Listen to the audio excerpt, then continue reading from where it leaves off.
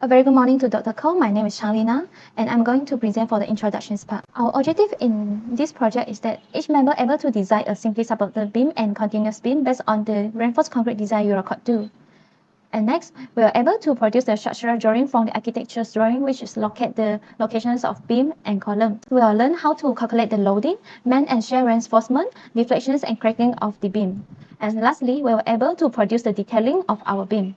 The purpose of our project is that we will need to design a beam that can sustain the maximum load from the dead and also live load. Besides that, we can know the material needed to design the beam. And lastly, we need to make sure that the building construction is safe, durable, and also cost effective. The type of house design in this project is double-story semi-detached house and it is located at Tangkak. It having a strategic locations and is surrounded by grocery mart, coffee shop, school, and hospital. For instance, Tangkak Hospital, SMK Sri Tangkak. For the spaces, in ground floor, we're having living room, dining and pantry, one bedroom and one bathroom, kitchens, staircase, and a car porch. For the first floor, we're having two bedrooms, one bathroom, and balcony. And the price of our house is around 650,000 without the furniture. For the design specifications in our project, we are based on the Eurocode 1 to find out the imposed load on the building and also refer to the Eurocode 2 to design the beam. So before we can design beam, we need to find out the permanent actions and also the variable actions on the house. In permanent actions, we will need to determine the unit weight of concrete, weight of brick wall, and also the height of brick wall. For the variable actions, we will need to find out the load acting on the housing's area, balcony area, finishes, and also the load from the roof. In addition, we will find out the characteristics of the material, such as concrete, steel, and link. And we need to design a working life and fire resistant explosion class for our house. And lastly, we will need to assume the bar size and the link size. My name is Charlie. I will start my presentation with nominal cover. The mean concrete cover regard to bond is 20 mm, and for the C mean durability is 50 mm, which can find out from the table 4.4N from the Eurocode 1992. And the mean required access distance for R60 fire resistant is 22 mm. So the mean concrete cover regard to the fire can be calculated by using the formula AST minus the diameter of the link minus the diameter of the bar over 2, which is 6 mm. The allowance in design for the deviation, C depth is 10 mm, and finally we come with the nominal cover, C norm is equal to the C mean plus C depth, which is 30 mm. Next, we continue with the loading for beam for A to D. For the action on the slab weight is a unit weight of concrete times the slab thickness and the finishes. So the characteristic permanent load GK is the self weight plus the finishes. So we get 5.25 kN per meter square, and the characteristic variable load QK is 1.5 kN per meter square.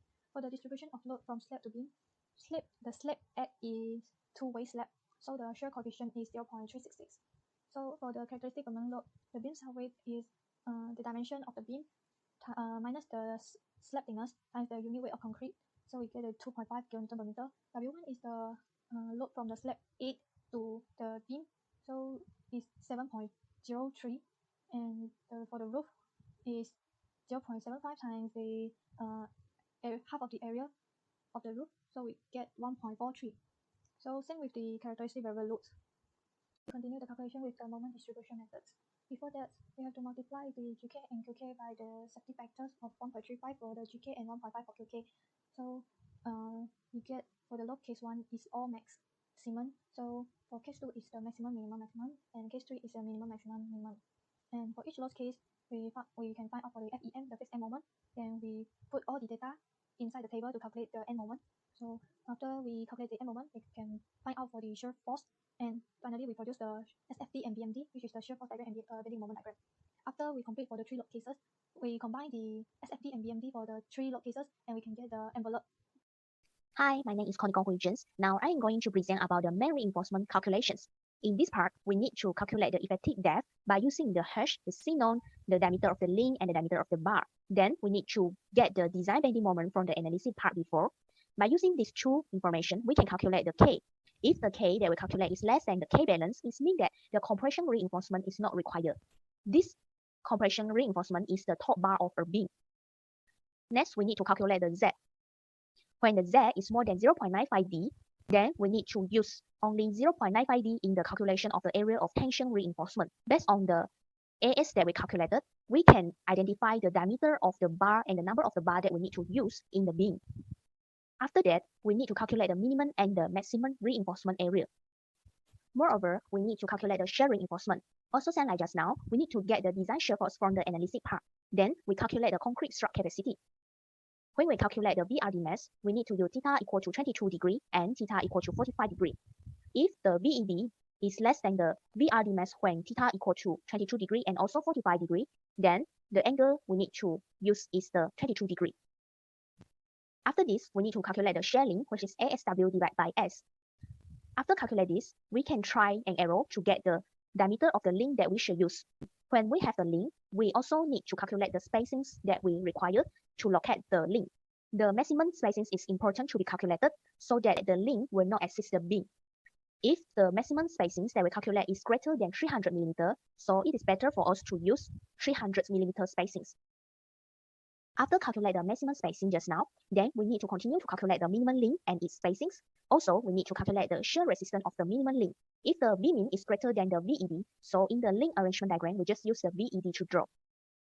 For the additional longitudinal reinforcement, we need to calculate to be added to the AS at the support after the curtailments. That's all from my presentation. Thank you. Salam and good day to Dr. Koh and my friend. My name is Galili. Now I would like to proceed about the calculation of how to determine the deflection, cracking, and the detailing. For the deflection calculation, we just need to consider the span which has the highest bending moment and zero shear force. And firstly, we calculate the percentage of required tension reinforcement, which is the area of tension steel divided by PD. And secondly, we calculate the reference reinforcement ratio. And based on the formula, we find out the percentage is 0.05. And then we calculate the percentage of required compression reinforcement. Since we don't need the compression bar, and then the percentage of compression reinforcement is 0. Next, we calculate the factor for structural system. Since the percentage of required tension reinforcement is higher than the reference reinforcement ratio, then we use this formula to find the L over D, which is equal to 23.09. Besides that, we calculate the modification factor for span less than 7 m, which is 7 divided by the length of span is equal to 1.312, and calculate the modification factor for steel area provided. We find out 1.332 is less than 1.5, and therefore allowable span effective depth ratio based on the formula we find out is 40.352, and the actual span effective depth is equal to 11.136, which is less than allowable effective depth. Now we proceed to the cracking calculation by limiting crack width equal to 0.4 mm based on the class XC1. For the span 3A to C, we calculate the steel stress. And the stress rate, we need to calculate the GK and QK value. Firstly, we need to convert the uniformly distributed load to the point load and sum up all the GK and QK value. And apply to this formula, we get the answer is 2x6.x76. And then we calculate the maximum allowable bar spacing equal to 191.405 based on the table 7.3m. We use the interpolation method.